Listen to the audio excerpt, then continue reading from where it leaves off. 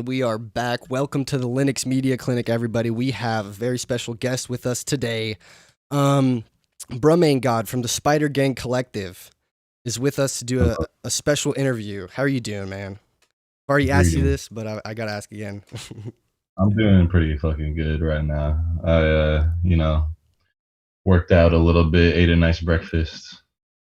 That's what you were saying. Did a You're little bit of weed. yeah. So I'm enjoying my day. Heck yeah. You said that you were exercising this morning, and I was like, that's awesome. It's nice to know that, like, you guys are rapid and stuff, but you still have like an exercise regimen. I can see you guys going out there and like working out and shit. It's cool.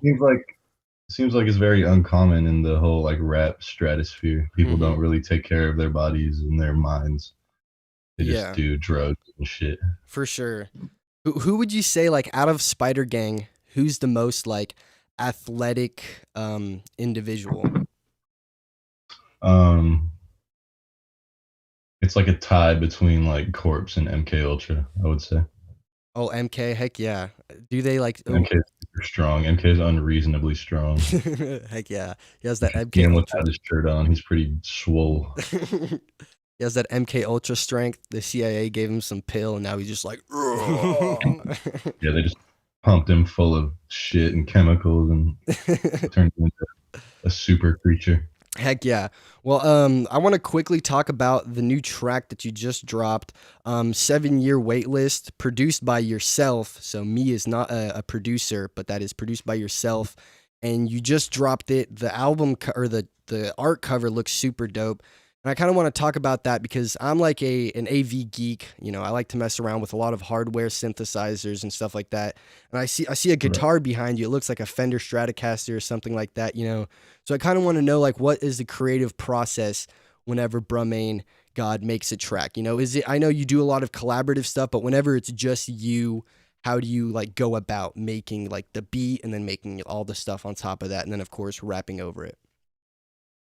Well, I mean, everything is super spontaneous for me. Usually, I just kind of like open up the DAW and I just start doing some shit. I find the sound that I like. I start playing a little melody on it. I try to find one that's cool and unique, and then I just build on top of it. I've never been trained classically or anything like that with music, so I'm like not very knowledgeable of actual terminology when it comes to music theory and shit like that. But I've just kind of like learned my way around it. You know what I mean? So yeah.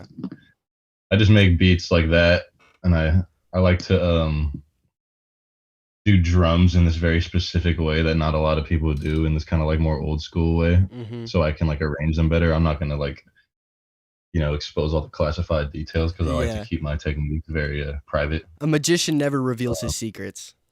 Yeah, that's cool. When it comes to recording on them and rapping and shit, sometimes I'll like collect ideas, like a little like 2-word phrase or something like that in this like little note that I got, and I'll just build entire song ideas off of that, whether I want to like write more based on it or if I just punch it in, or punching is the big thing in rap right now, so that's a habit of mine. Heck yeah. As far as like the gear that you like to use, like what DAW do you like to use? Because I know a lot of people, whenever I listen to interviews, they'll like quickly touch upon it, and then either the artist or like the host will be like, "Oh, let's not talk about that. That's nobody wants to listen to that." And then I'm like, "No, you guys, I wanted to hear that." So like, what kind of DAW do you like to use? Like, if you're on like a laptop or you know what I mean? Because I feel like that's really inspiring. Because like That's a good question. Yeah, the reason I like this kind of music is because like it's almost punk rock. Like people get whatever they have, they get the cards that they have. They're like, okay, I have a laptop with SoundCloud, I have this audio interface, I have this microphone. Let me make an album. You know what I mean? It has like this very punk rock spirit. So like, I don't know if you want to like elaborate on that kind of stuff. I mean, yeah, I don't understand why there are people who would rather not talk about that, but I think it's just because a lot of artists don't do shit themselves, so they don't like to talk about how they do. True. Yeah, that makes sense. I use Logic Pro. I use a MacBook. Simple shit. I started on GarageBand and I learned that very well, and then I just kind of applied shit I knew about that to Logic and learned way more about Logic as a result. I've been using a fucking USB mic since I was 15. I like interfaces, they're cool. Like I don't have anything against them. Yeah. You feel me? But you know, Dude, that's awesome. That's what I'm talking about. Like that's almost punk rock in 2021. To be like, I don't need like some nice tube preamp, or I don't need like some nice like I'm just gonna this USB mic goes right into my laptop. Why would I get another device? You know what I mean? Clutter up yeah. my table and stuff. It's like so streamlined, I but it mean, has like a punk rock undertone to it. the way I look at it, whatever you have, you should just learn how the fuck to use it, and you'll be fine. You know, like Hmm. if you know what you're doing, then it's like you can use anything. Yeah. I know people who make like amazing sounding shit on snowball mics, and like people always talk about snowballs as being trash. Yeah. And Yeah, that's people just awesome. know to move around things, you know. It kind of even like bleeds into like action sports and skateboarding too, because like you always know that one kid at the skate park that has like a raggedy ass skateboard or something and like torn up shoes, and he's just killing it, and then like a kid rolls up with like a brand new setup every month and he can hardly skate. So it's like it really Yeah, is like yeah, it's the writer or the artist, not really the gear, you know. yeah. No, it's absolutely just the individual behind the fucking machine. Mm-hmm. That's awesome. Um, I want to kind of get into like how you started working with Spider Gang, because I know like Darky's old name um and like your name that you make music under are kind of similar, and I think I heard like somewhere that like that's kind of how like it started off. Like he saw your music and he's like, oh, there's a guy making. I don't know if that's true. Is that not true? Because That's inaccurate. that's inaccurate. Awesome. Okay, That's then inaccurate. debunk that myth. I want to know how like that collaboration happened, because I don't know if people out there are aware, but Darky made music under the name Brahmin, right? Yeah, he did. That was his first name. Yeah, which is I believe that's John. If you want to look that up, I believe that's like a deity in a Middle Eastern religion. Yeah, it's like a Hindu thing. Yeah. So so do you want to like get into that, like how you guys met and how you guys started working together? Well, actually, the first person that was in Spider Gang, like officially, that kind of like made it that I collaborated with was Wendigo. Mm-hmm. And I met him a little bit before he changed his name to Wendigo. He used to go under a different name that like y'all can like ask him about if you want, because I'm not just gonna tell everybody that. Okay, okay. But, I wanted to um, know. I was like, man, I hope he tells me. But if he doesn't want to say, because I know a lot of artists, like I don't just want don't to. know if he like gives a fuck or not. So I'm Yeah, just if not. he wants the people to know Um, about that. Basically, I met him first like through this other friend that we had, and he made beats and they were hella cool. And then they linked with Darky eventually, and then I made a song with Darky after meeting him through them. And then we just kind of made Spider Gang. Like I don't Yeah, know, it wasn't even that complicated, you know. We yeah. just like kind of came together through mutual friends and started making music together, and we decided that we liked each other more than everybody else, so that's why we made a group. Yeah, just the spiders crawled out and made a web. Yeah, because it's like even before Spider Gang, I knew a bunch of the members. You know, like I was Hmm. already friends with MK Ultra. I was already friends with Black. I was already friends with Janoskis and Salsa. Okay, You know, heck yeah. it was kind of like a natural thing, honestly. It just formed. Yeah, that's awesome. I feel like that makes it that much better. Because obviously there are like super groups out there, as like as big as like the K-pop, artists that get there and they like live in like a hotel, and there's industries that just create those kind of bands. And then even like, rock and roll or something, there are like rock and roll super groups that record labels be like, yo, let's get this guitar player, that bass player, blah, blah, blah. So this is like more natural, it's like just friends getting together and making art. The power of the group is underestimated. You Oh, know, dude, for people sure. people don't realize the importance of like having a solid foundation. It's a lot harder to find those groups these days, honestly, it seems like. Yeah. Definitely, definitely, it's not a common thing. That's why I feel like that's why we're so like successful. Yeah, dude, for sure. Because if you look at it, like the last group to do that was Odd Future. And like I've been saying it as soon as I like found your guys' content, I was like, this is the Odd Future of our time. And I'm not trying to like Yeah, downplay anything that you guys are doing. If you guys feel like right. you guys are more ambitious than Odd Future, but like it's like We get that a lot. yeah, like the rate that I mean, it's you guys like are in the same area, kind of that they came up in, and like the attitude, the punk rock attitude is definitely there, and like the underground fan base is just like so vicious and supportive. Like whenever they Yeah, see that, they can see that they like we realize that this is just like a natural group that formed, and they actually like, you know, they care about each other, they care about the art that they're putting out, and a lot of the art is really genuine, and it's like it's lo-fi too, so it has like this underground tone that I feel like a lot of big produced artists, even if they tried, they can't get it. You know what I mean? They could try to make it Yeah, look exactly. lo-fi, but they can't because it's not, you know what I mean? The spirit's not there. I mean, you know, eyes are always on the underground. It's always been that way. It will always be that way. We just realize that and like try to push it to the fullest extent that it can be because like, you know, we're always trying to subvert that shit, you know. We're trying to like we're both doing this and then we'll try to go like this and then somebody else who's following us will be like, "Oh, I'm gonna do that too," but then we're like immediately just like, "Nope, we're going over Yeah. here." You feel me? Like Dude, that's what the like when 7,000 Spider Gang. like a lot of the stuff that you guys come up with, it's different every time. It reminds me of King Gizzard and the Lizard Wizard. Are you aware of like that whole Aussie psych wave? I definitely have heard that fucking name before. I would never forget that, but I Dude, haven't heard the music. you should That I check can them like out. remember. You know, I might have heard it once or twice, but I can't like think of what it sounds like in my head. Yeah. As soon as you listen to them, you'll definitely like probably like either like remember them You or don't something. forget Gizzard. Yeah, they have a very distinct. It's like krautrock. The OCs. The OCs are actually from San Francisco and they play out of Los Angeles, and they kind of like pioneered the whole garage rock, krautrock wave. But Okay, that's cool. yeah, I I like feel that. like their success came from like posting a visual or an audio visual masterpiece every once in a while on YouTube. You know, you get what I'm saying? Like they made really good music videos with like green screen, you know, techniques and stuff like that, and they do like little psychedelic like overlays and stuff like that. And they worked Yeah, alongside a dude named Jason Gella, who's like they call him the eighth member of their band, and he like does all their visual stuff.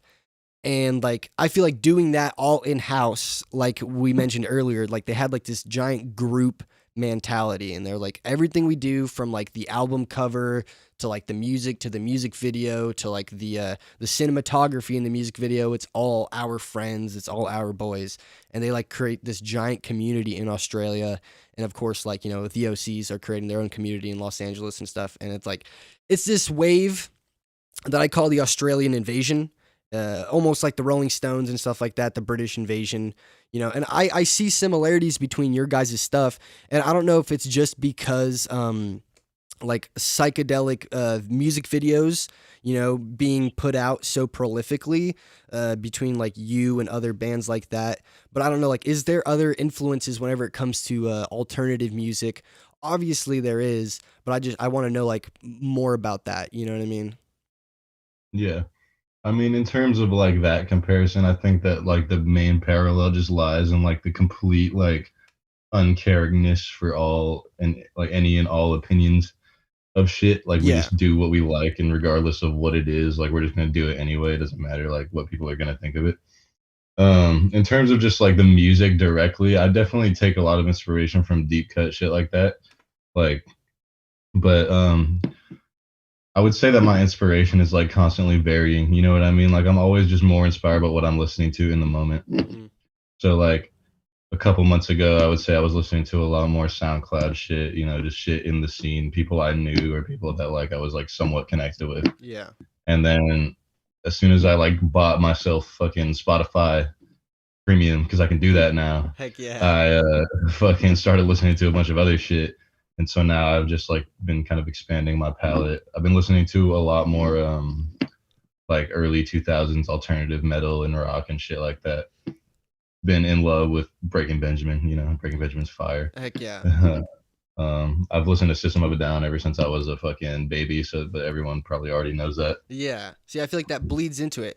And I feel like the reason I kind of brought that up because there aren't a lot of hip hop collectives that if they wanted to could start a rock band and their fans would just eat that content up. Because I think who did it? There was somebody that did it, like some big rapper did that. Like he did like a rock album and everybody like clowned on him for it. And I feel like if you guys were like, let's do a rock band, I feel like everybody would listen to it. Everybody would support it.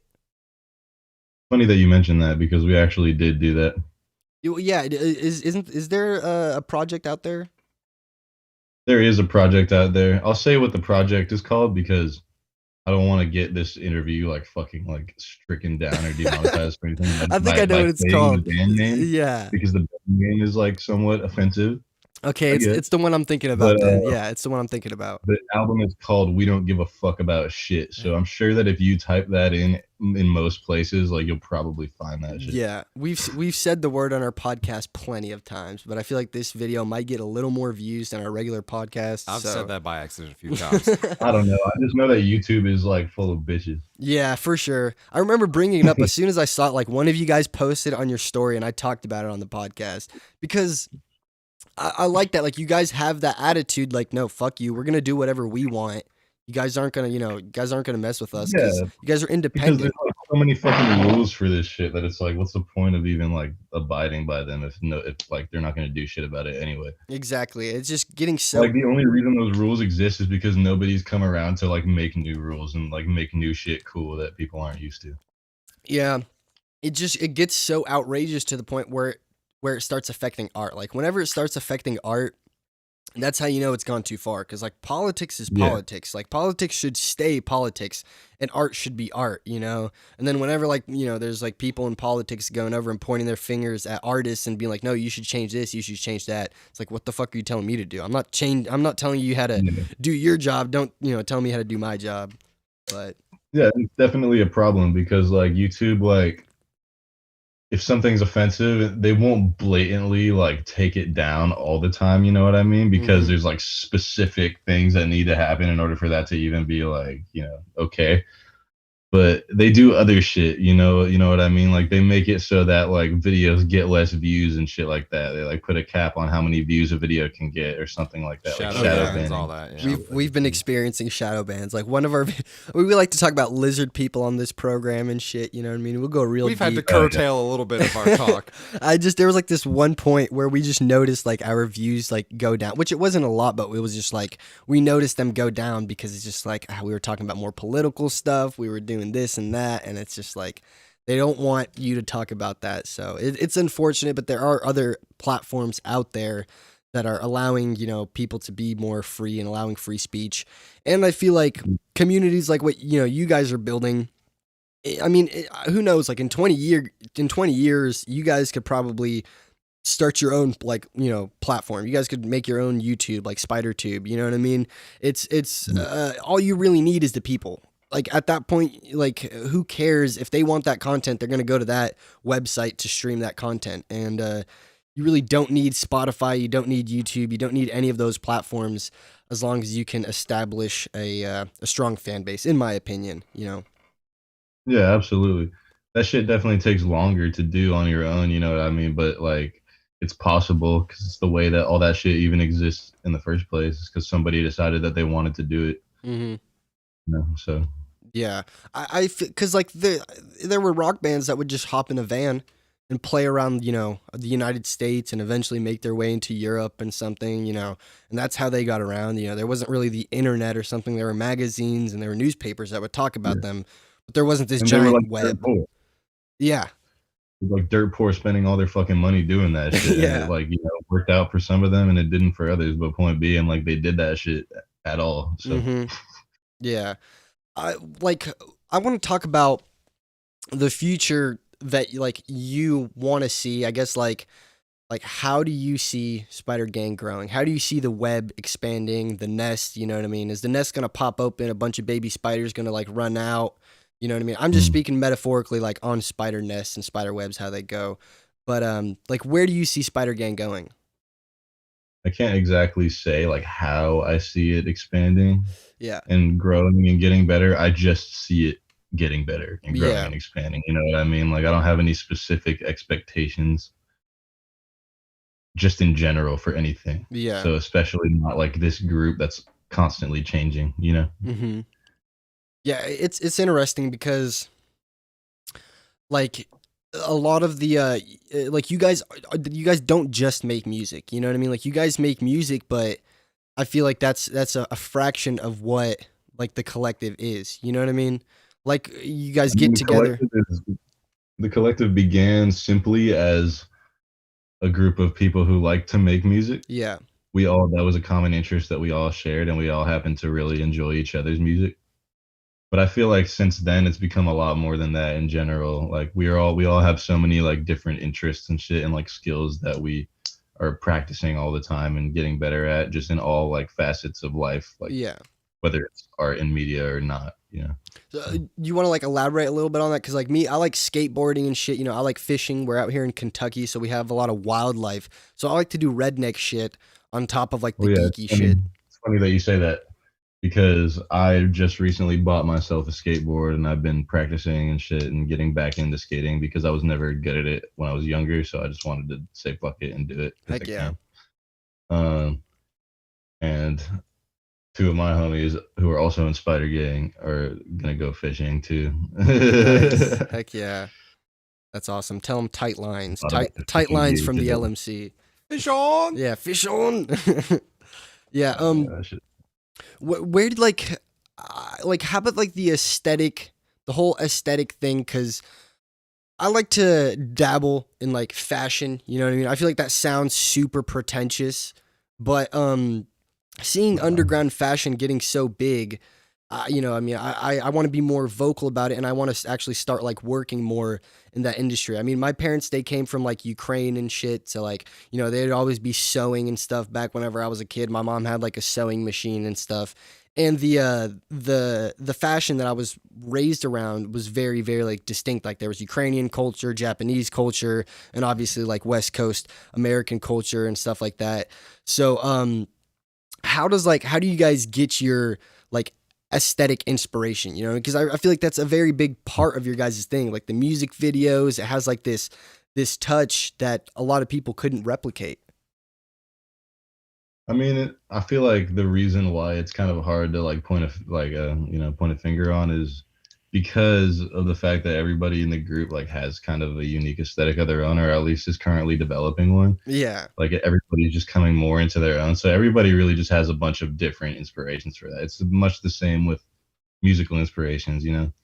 It's Yeah. like just shit that stuck with me growing up. For like example, like this is a clothing item that I wear. Are those I wear it are on my those back. Heck yeah. That's a backpack. Are those for sale? Like, are you selling those?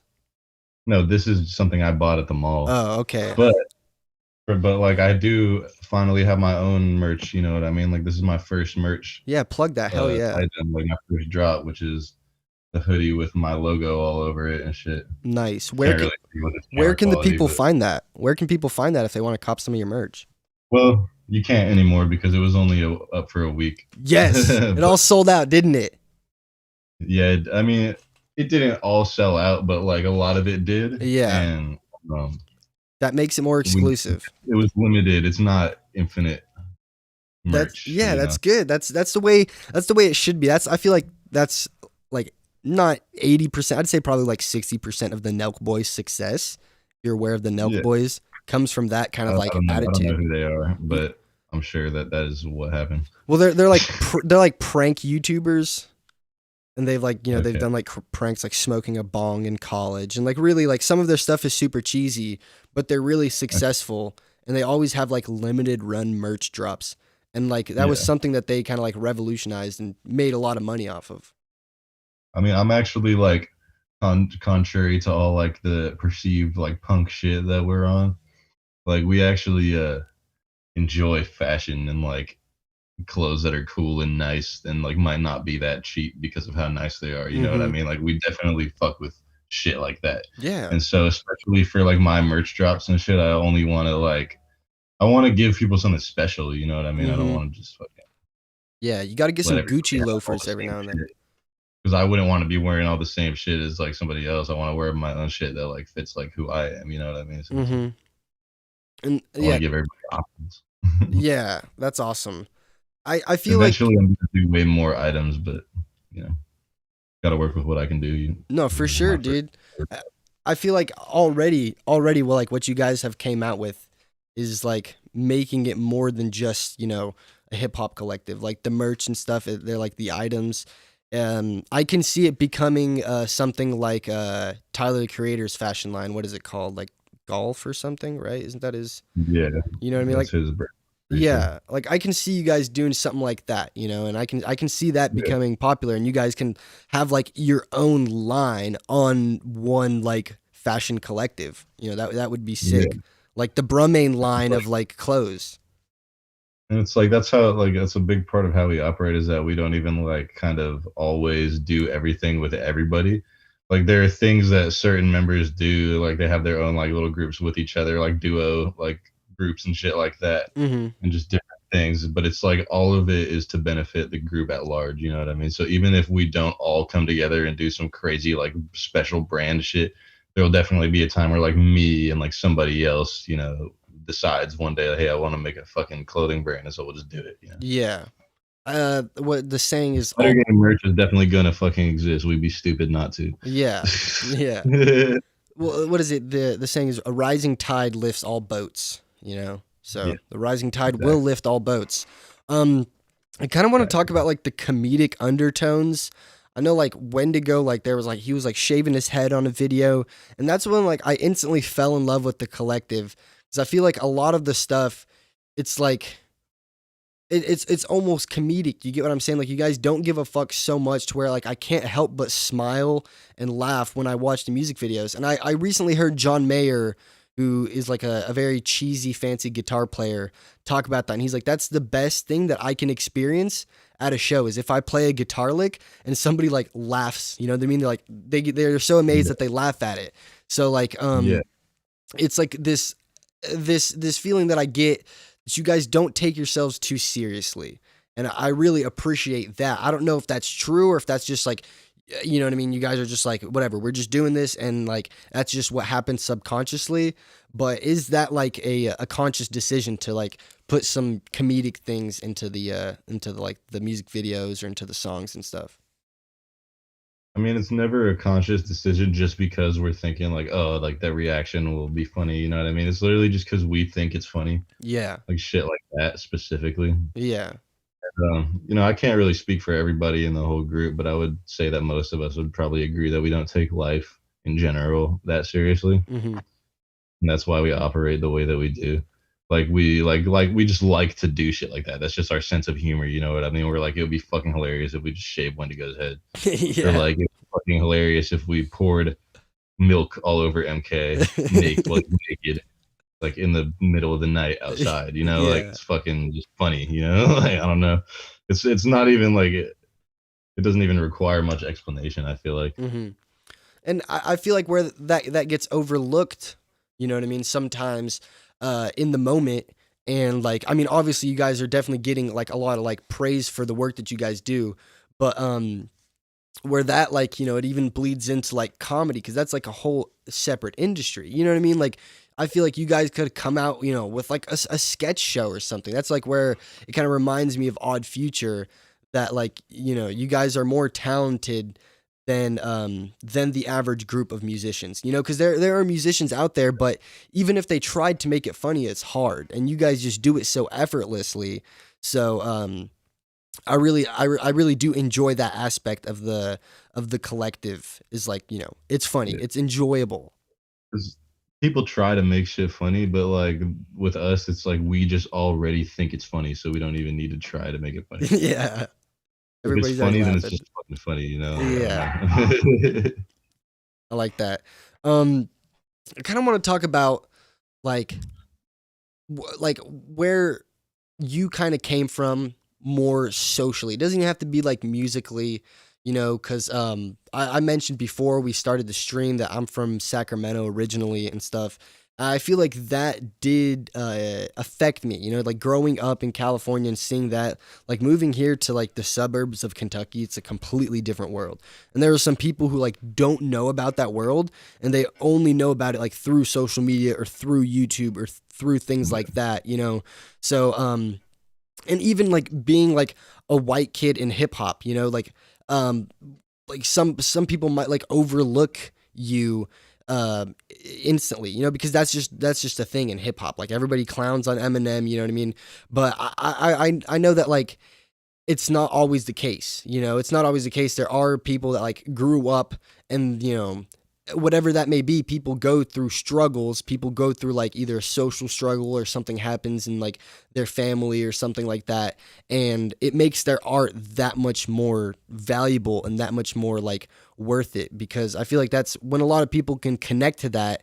It's almost like the blues. It's almost like the spirit of the blues is still alive, but it's just like going in, to different genres. It's a little bit here, it's a little bit there. So I definitely do feel like the spirit of the blues within your guys' music. I don't know if you want to like elaborate on that. You know what I mean?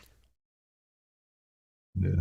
Well, the funny thing about that is I'm actually like Peruvian and Native American and Chinese and hella a mixture of just a bunch of different shit. Heck yeah. In terms of like my background socially and just the shit that I experienced growing up, I mean, I kind of just got a weird mix of it all, and I was never really like accepted into any one group. I was just kind of like there, and I didn't really have like anybody else that I could really identify with. Like I had like friends, like I had people that I could like hang out with and shit. Like sometimes, like some years, Yeah. that would be a thing. But I experienced a lot of shit. I got bullied. I experienced fucking racism towards me from people who were like way older than me and like my age. Yeah. Just like the average fucking American experience for somebody who people aren't sure like what to do with. Yeah. Kind of what I always felt like I was. Yeah, I definitely like I can relate to that.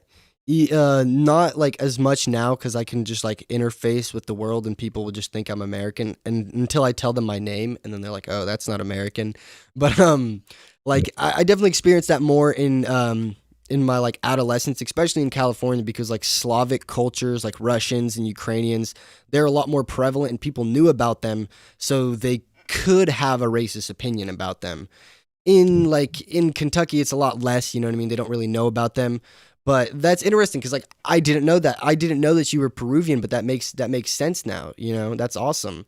Do you want to A elaborate? lot of people are just racist on accident. You know what I mean? Yeah, A lot of people have these really weird like racist preconceptions that they're not even exactly aware of, and they think that they're not racist and they're super accepting, but they don't even realize that a lot of the shit they say is super fucking racist and not cool, yeah. and they think that they're like helping. I feel like I might say that, but I feel like I might come off that way sometimes. But I enjoy like A racial lot of people, humor. you know what I mean? A lot of people have those kinds of problems, like Yeah, without even knowing, and it's like even like, you know, I myself and anybody else could say like that when they were younger, before they knew more about the world, they just had fucking stupid like thoughts about things. You know what I mean? yeah. Like there's just shit that they didn't know. People are just ignorant until they're not. Yeah. That's how life works. A lot of people stay ignorant too. For sure. See, and I feel like there's that spirit in the United States that like definitely still resides, and in the South, you definitely like I see that more, and I feel like some people say it doesn't exist, and then some people say it exists more than it actually does, and there's not really like a medium of like, okay, like let's work at this together. But I feel like things like I grew up on South Park. I grew up on a lot of like very edgy comedy and edgy humor. Of course, the Chappelle Show and stuff. And I remember like growing up as a kid, like this was literally like middle school. I grew up in like my entire class was either like Hispanic or Asian. Like we had a very high Asian population in like my community. And like obviously, like there were so many different cultures, and like I was growing up and I was pretty much like a wigger, and then like I moved to Kentucky into Bourbon County, and I mean Bourbon is a name of liquor, you know what I mean? So like I moved from like Sacramento to Bourbon County, and I'm like sitting there just like G'd out in this classroom with kids in like boots and shit, and like I let an N-word fly and everybody like turned around and was like, what did you say?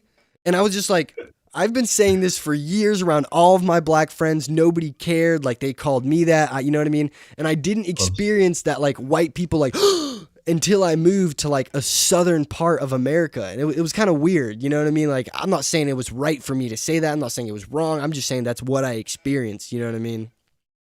That shit is super interesting. Yeah. Like that's example of people who are like attempting to positively interact but are accidentally being ignorant. Yeah. Yeah.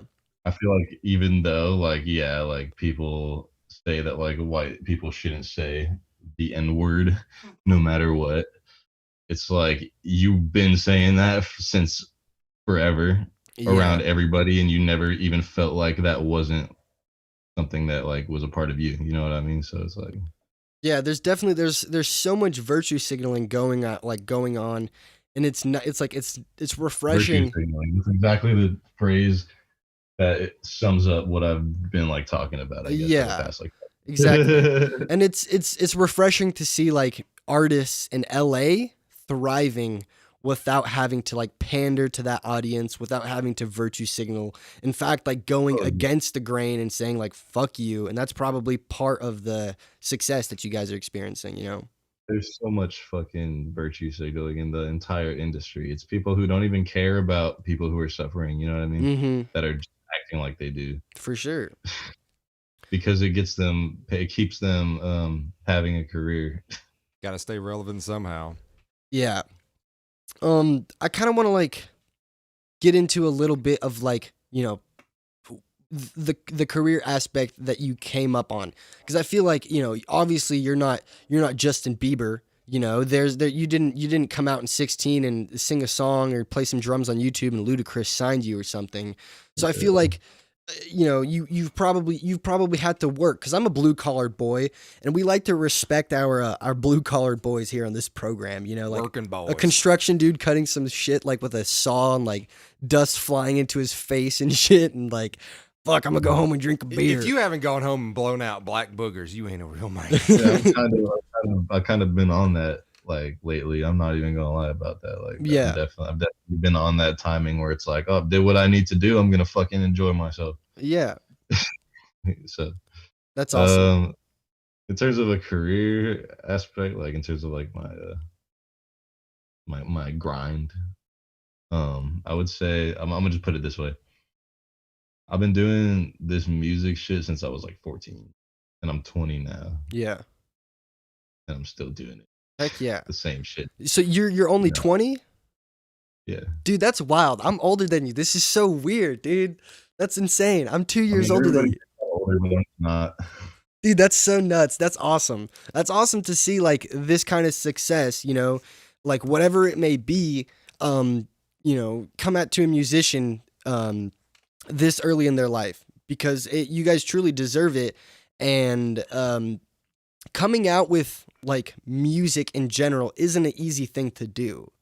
So like how do you stay sane in today's world to be able to do that? Because I mean, man, dude, it's fucking crazy, all the corona shit, like the internet. You can sit there on the internet and just melt your brain with conspiracy theories.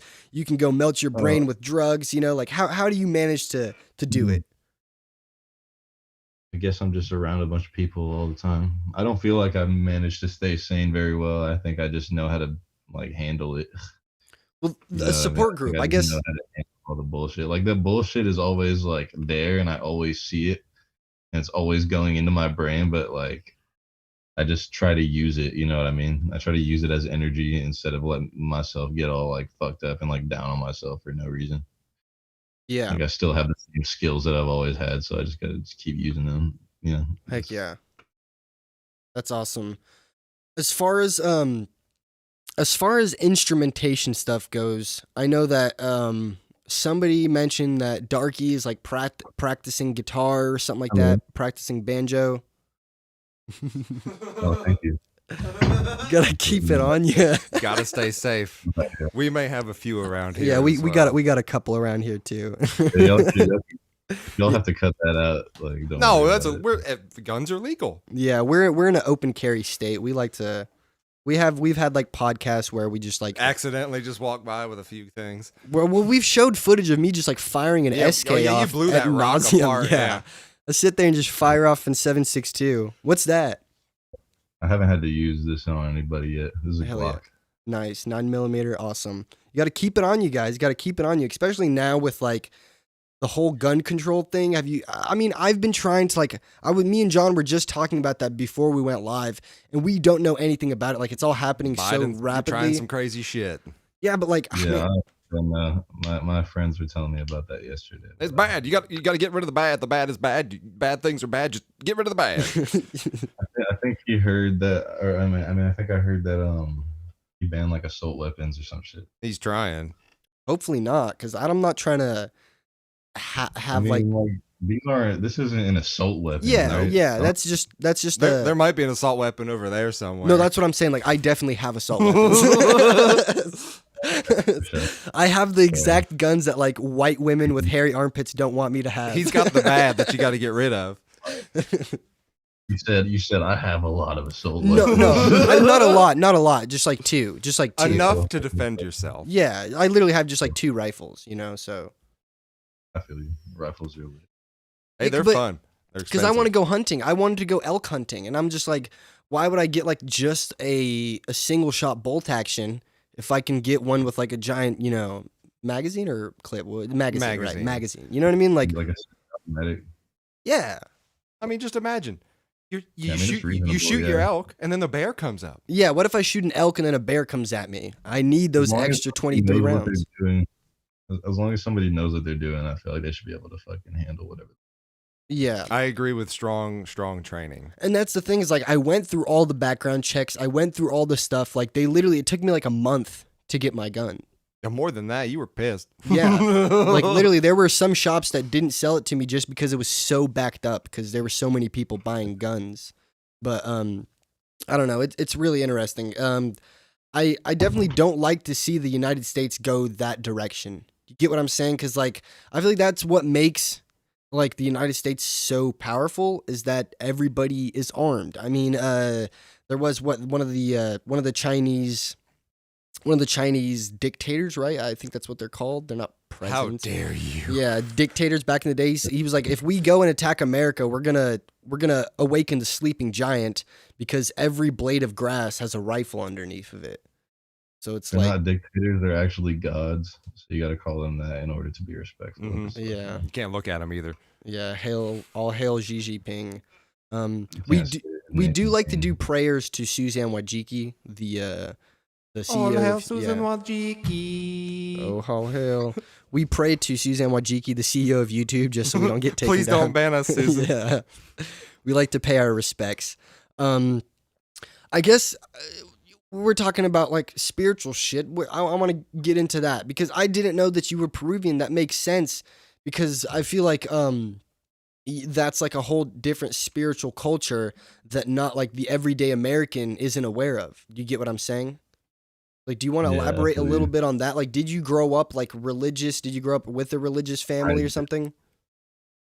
I didn't grow up like super steeped in any aspects of like my deep culture. I just kind of like grew up like in America and like I've had some of those values instilled in me. And then I grew up to be older and I did psychedelics and shit, smoked a lot of weed for a lot of years. And then I just kind of devolved some of my values that I had before into other things.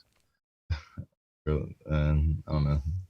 I'm not super big on like spirituality and shit like that right now. I'm just kind of like into mind, body, and soul. Yeah. That's like the basics. I'm not like deep into that shit. That's where it starts though, because I feel like there are a lot of people who they try to skip a few steps, you know what I mean? And then you just mentioning that you're like, I'm gonna be working out all morning.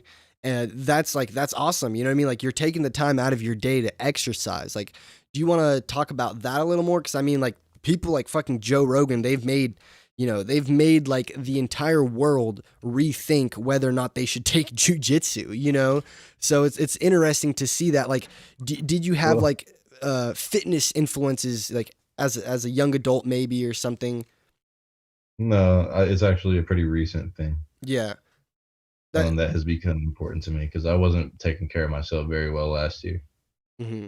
But then I kind of like realized what I had and wanted to make sure that I don't have to deal with some like bullshit when I'm older, you know? Yeah. I want to be healthy. I don't want to fucking be like smoking tobacco and weed out the bowl every day, you know? Yeah, for sure. And I feel like that's good. Like you're going to last longer. Like literally like physically your body will last longer. So like that's going to be more fruitful for your art. And it's also like spirituality obviously has had influence on like the way that I structure my life now. You know what I mean? I just don't spend very much time looking into it or thinking about it with the flow. Yeah. So I think I was trying to bring up this question earlier, and then we kind of got knocked off of course. Like as far as like instrumentation goes, because I grew up like the way I got into music, like I did in California, like I did like to rap with my friends and stuff, and I truly feel like if I stayed in that culture, I probably would have been a rapper. Like I probably would have that's the natural progression for like the people in the city that I grew up in, all that kind of stuff. But I moved to Kentucky and I joined the band. I started playing saxophone. I never like marched because I felt like it was super gay. I was like, I don't want to play in the marching band.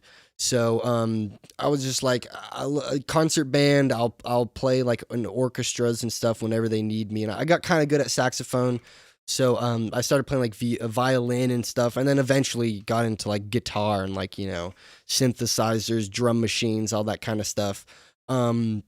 But like where like do you like to play instruments? Are you trying to like learn how to play instruments? Because I feel like it's not, you're not just doing it on GarageBand or whatever DA did. You said Logic Pro. Because Um, obviously Wendigo, he said that he's trying to do all of his samples on his own and stuff, and I feel like that's a very very ambitious jump.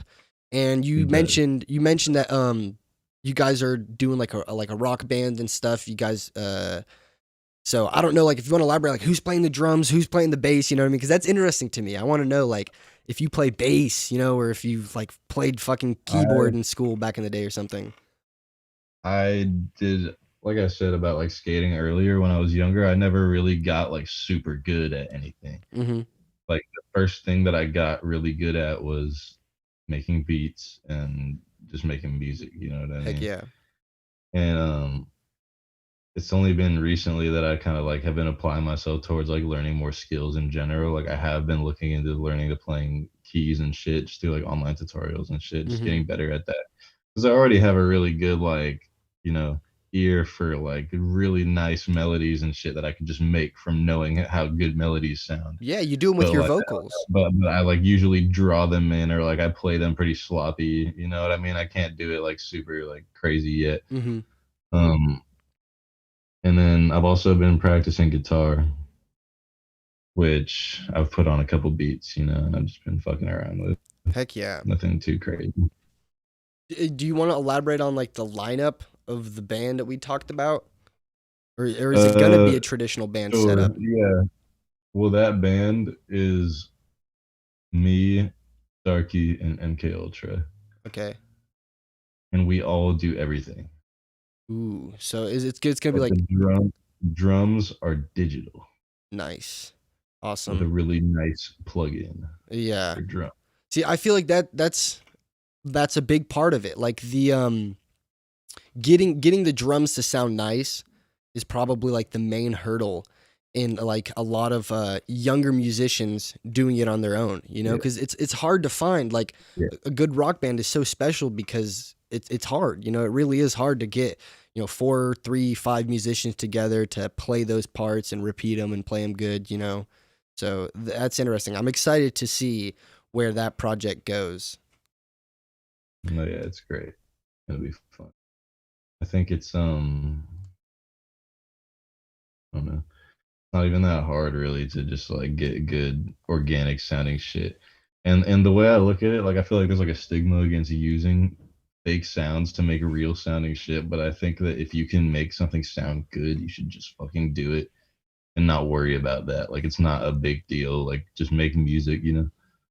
Yeah, because it sounds good. I guess I do get hung up on that a lot. Like growing up, I did get hung up on the aspect of like, no, I want like live drums. I want like, live keys, live this, eventually a live horn section. And like looking back at like, my adolescence and like thinking that that's going to be attainable. I don't know. It's kind of foolish of me to think that, but I don't know. I mean, it might be attainable in the future. Who knows? Maybe whenever I'm like 40 or something, I'll be able to have like a whole orchestra or something. But it really is like that is I kind of like I wasn't aware of this whole underground scene for a while. And I fell in love with it because of that aspect that I talked about earlier with like you get what you have, you know. You're good at making beats on a laptop. You have your microphone and then let's put out the music. You know what I mean? Let's not fuck around too much. Let's do it. And I feel like that aspect is why you guys are, you know, finding this success at this young age because you guys, you know, you're not really, I feel like you guys aren't worried about what other people thinking, you know what I mean? You guys are just doing it for yourselves. You guys are doing it because you enjoy it and you know, like, you know, yeah, my buddy likes this beat. Let's rap over it together, whatever. And it's like, you're not really worried about what like some bigwigs are thinking or, you know, I don't know if you guys are or, you know, is that even like a conscious thing? No, hell no, we're not thinking about that shit. That's just like what you just explained. That's pretty much just the true spirit of the underground to me. What it always has been, you know, always will be. I feel like that's when punk rock died, is whenever like the whole fuck you to the man became like a marketing tactic. You get what I'm saying? Like the whole. It's way more prevalent now than it ever has been. For sure. I want to talk about like music video creativity and like the music video process. Whenever you guys go out to shoot, I mean, even if you guys don't like think about it, but that's like, it's a whole ass shoot. Like you guys are like shooting a movie pretty much. You know what I mean? Like there are teams that go out there. There's a grip, there's a lighting guy, there's a cinematographer that went to college for fucking 10 years to learn how to, you know, pull focus or some shit like that. So, there's that aspect that I feel like just happens so seamlessly that it might not happen so seamlessly, but like for me, it seems like that you guys are doing it, you know, effortlessly because the content is, you know, constantly dropping. So do you want to elaborate a little bit on that? Like, how do you guys go to a video shoot? How do you prepare for a video shoot? Think about how many people are in our group. A lot. And like, but we also have friends that are not directly in the group that are with us a lot too. So we just have a lot of people to be able to do shit. Yeah. You know, I don't know. That's the only way I can explain like the efficiency of the videos because it's never really like a struggle for us. You know what I mean? There's never really any times where we're like, fuck, like what are we gonna do? You know, we just kind of just figure it out. That's interesting. I guess it just goes back to the like the point that you guys have like strength in numbers, even if it's not like you mentioned, even if it's not like an artist actively going out and collaborating and rapping on this dude's track with him, there's still like this group effort going on, you know, the whole way through. Yeah. That's cool. How long have we been going, John? Almost an hour here. Almost an hour. Is there any questions? I mean, I feel like we've been reacting to your guys' videos on YouTube for a while now. So I feel like maybe even producer Johan has a couple questions.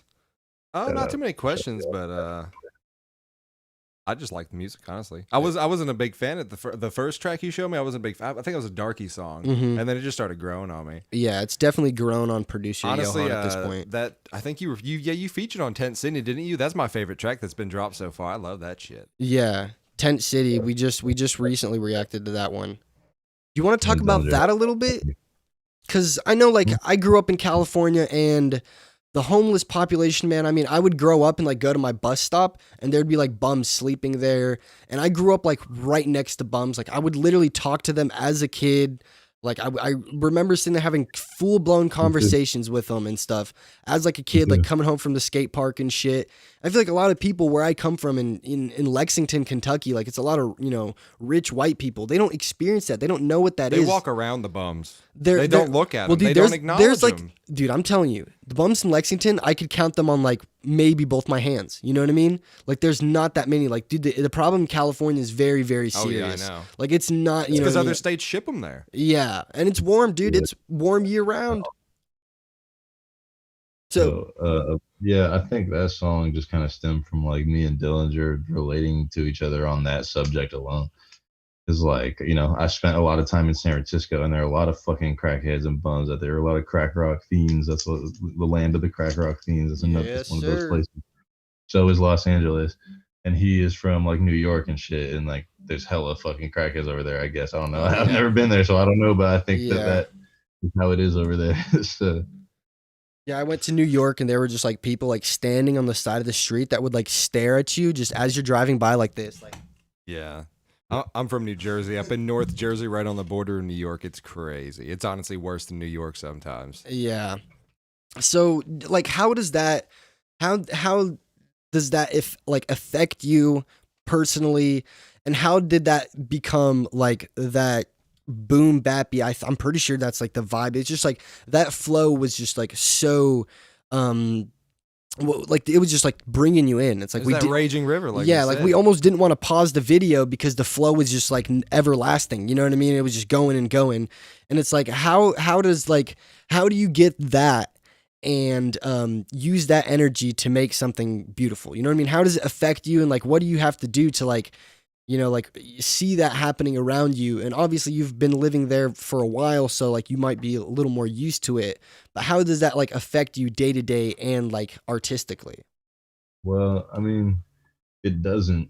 You know, I mean, it does in the sense that like I have something that I know about that I can really speak on. You know what I mean? Like the whole like crack rock fiend shit affects me, where it's like I have family. You know what I mean? I have a family member or two. You know that were fucking smoking crack and meth and shit like that, Yeah. and it destroyed their lives. You know, I've seen people like just dead on the street in San Francisco. Like sometimes you don't know whether they're alive or dead or not, but like sometimes you just know, you know. Yeah. It's like the sad Uh, reality that you have to go through. but it's like I've seen it so much for so long that it's like I'm just used to it, you know. Like I Yeah. said earlier when you asked me about how I stay sane, like I'm just like I try to be stronger than all the fucked up shit I that I like see, it, man. you know. I like I it. try not to let it affect me to the point where it like actually like hurts to think about. You know what I mean? I can't afford to like be hurting thinking about some shit. That's stupid.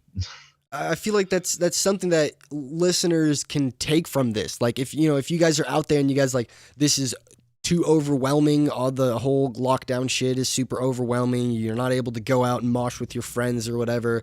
Like I feel like there is this attitude that your music like gives off that is truly like I guess the word I'm looking for is therapeutic. It's very therapeutic. And I don't know if you guys realize that, but there's like a whole wave of kids that your guys' music probably got them through this lockdown and through the pandemic, and it's probably still keeping them going. And not even kids. I know there is a lot of kids that listen to your guys' music, but even like me, I'm a fucking adult. I'm older than you. You know what I mean? And I can't tell you how many times I've been pissed off and I've sat there and like, played your fucking music. I mean, we've like came in, I'm not going to lie, I'm going to go ahead and tell you, one of our vlog videos, we came in with Elephant for like a few seconds, just like, I'm the motherfucking elephant. And I was just like, it's very therapeutic. And I don't know if you guys realize that. Yeah, I mean that's why we do it. You know what I mean? Yeah, Um, that's awesome. It's truly beautiful. And I do always want, been the reason I make this shit, and I like even give a fuck about like giving it to people is because like I know that people can use this shit to like also do cool shit.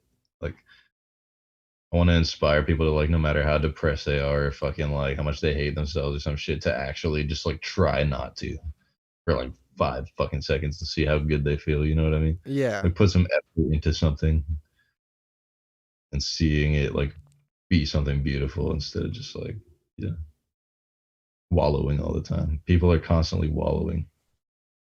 you're right, dude. They are. I find myself wallowing a bit too much. I feel like half of my podcast is just me just wallowing.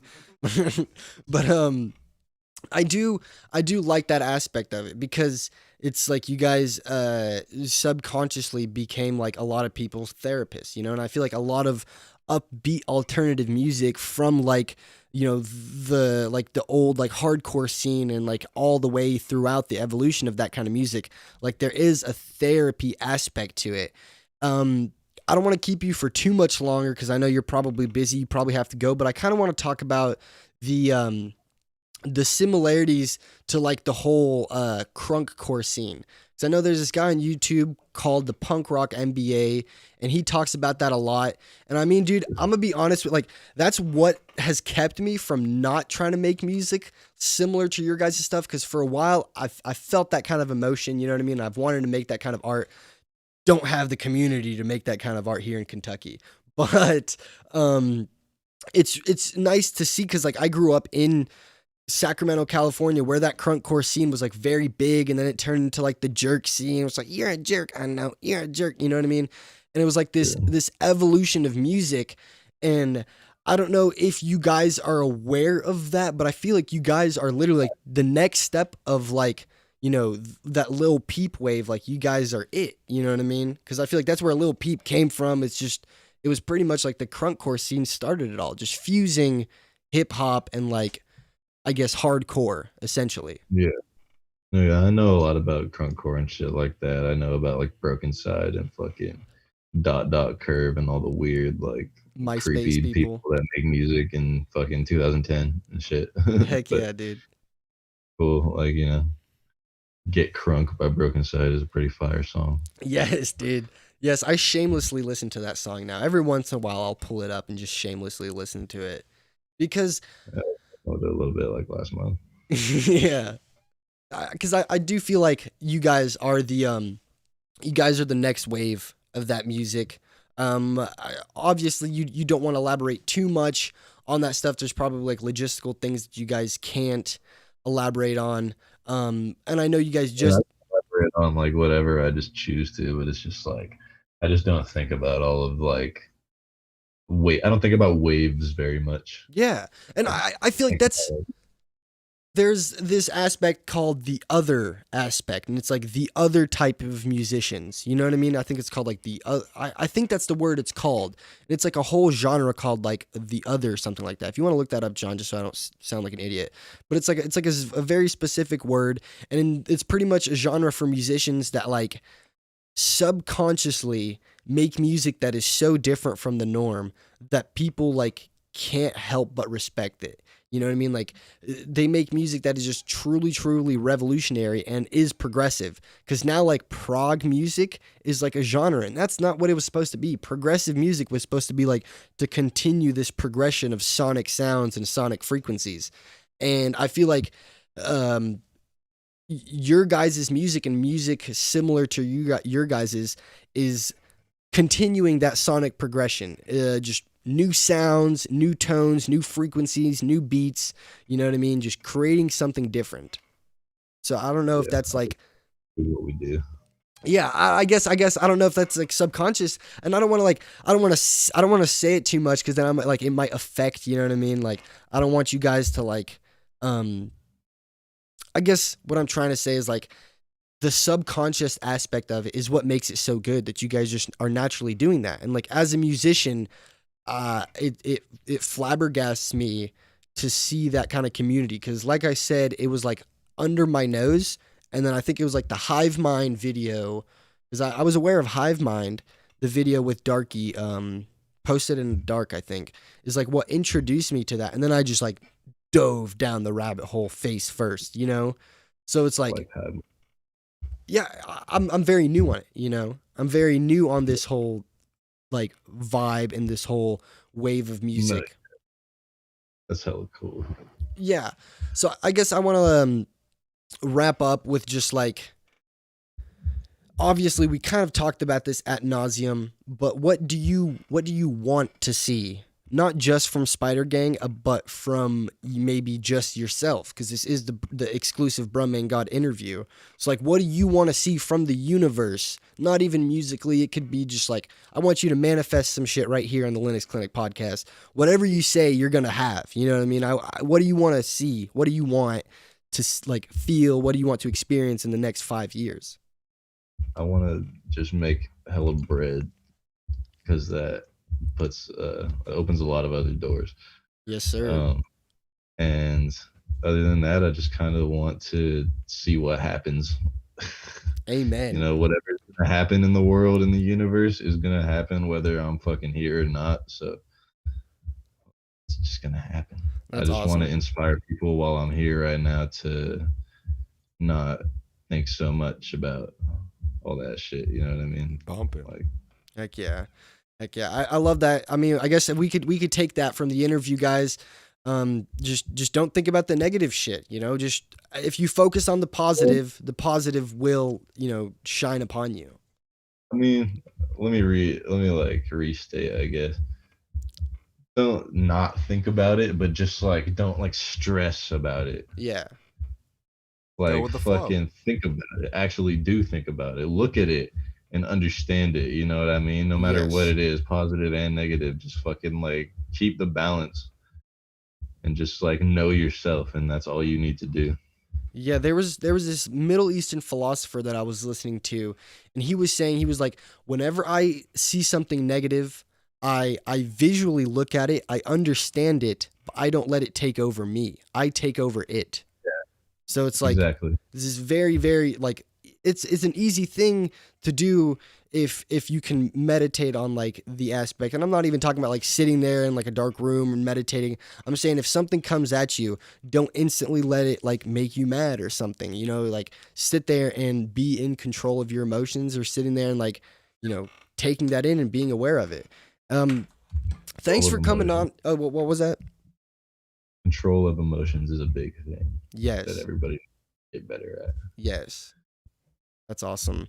Dude, I appreciate you coming on. I know we were supposed to get MK a while back, and then there were some logistical errors and stuff, and he couldn't come on. Um, but I really do look forward to talking to you again. Like I said, I am a California kid, so I do plan on coming out there in the future, and I would love to like maybe rent out a studio or something, or maybe talk to some of my peoples out there, and maybe get a studio interview with you.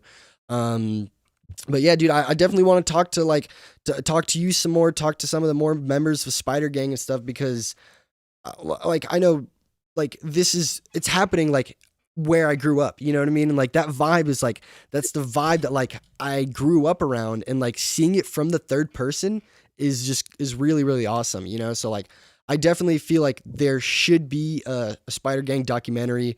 You know, maybe in the future. You guys are probably already working on that, you know what I mean? But I do run a production company, so if you ever want somebody to follow you around with the camera, I'll fucking hire somebody to do it. You know what I mean? But Huh. so it's things like that. Like I do feel like you guys are making history. What was that? Hell yeah. Thank you. I appreciate that. Yeah, no, dude, I appreciate you coming on, man. Guys, this has been the exclusive Bruhmanegod interview here live at the Linux Media Clinic. Man, thanks again for coming on. Godspeed, good luck, and be safe out there, man. All right, guys. Hell yeah, man. Yo, Do you want to plug like where they can find that song that you just dropped? Obviously, the music video, we reacted to that. Do you want to do some plugs before we wrap up? sure. I mean, if you can memorize my name and you type it in on Spotify, you should be able to find everything I've been doing for the past like 2 years. So Awesome. definitely just pull up to those pages, and that's all I really need to say. You know what I mean? People are Yeah. gonna like what they're gonna like and look at what looks cool to them. So Yeah. I mean, guys, hell yeah. stream Bruhmanegod stuff so he can continue to have Also, Spotify Premium. go fucking look at our music videos and shit on Spider Gang channel. Yes, yes, dude. The latest one, Tent City, featuring Bruhmanegod. I think it was Christ Dillinger, right? Christ And then Dillinger. produced by Cubensis, I believe. And that was like the new Troy the Editor and stuff on that music video and stuff. So that's really cool. Yeah. Troy's in Spider Gang now. Yeah, yeah, Heck yeah. Whoop, whoop. Shouts out to Troy the Editor. Guys, you've been listening to the Linux Clinic podcast, broadcasting live from Lexington, Kentucky. Bruhman, if you want to stay on the line for a few seconds, we'll let you go after we wrap this up. But I've been Linnik. I got Big John with me and Bruhmanegod. We are out.